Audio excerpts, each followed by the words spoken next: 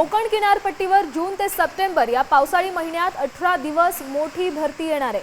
5.5 metre एवढ्या उंचीच्या लाटा उसळण्याचा अंदाज वर्तवण्यात आलाय।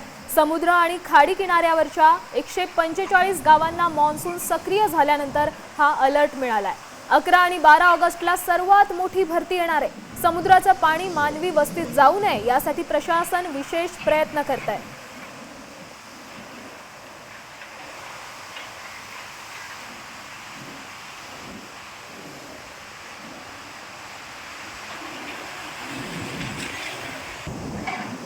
पावसाळ्यामध्ये समुद्राला उधाण येतं आणि मोठ्या अजस्त्र लाटांचा तडाखा हा किनारपट्टी भागामध्ये बसतो।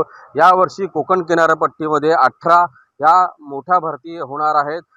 जून ते या सप्टेंबर या पावसाळी महिन्यामध्ये 18 दिवस या मोठ्या ज्या आहेत त्या भरती असणार आहेत। या भरतीच्या कालावधीमध्ये या 18 दिवसामध्ये 5 मीटर पेक्षा उंच लाटा ह्या समुद्र किनाऱ्यावर धडकतील असा अंदाज जो आहे तो हवामान खात्याने दिलेला आहे। अजस्त्र लाटांचा तडाखा या कालावधीमध्ये किनारपट्टी भागामध्ये बसेल असं देखील हवामान खात्यानं म्हटलेलं आहे।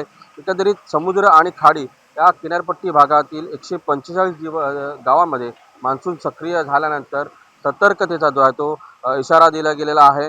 11 ऑगस्ट आणि 12 ऑगस्ट या दिवशी सर्वात मोठी भरती ही असणार आहे। अमोल कले, साम टीव्ही, रत्नागिरी।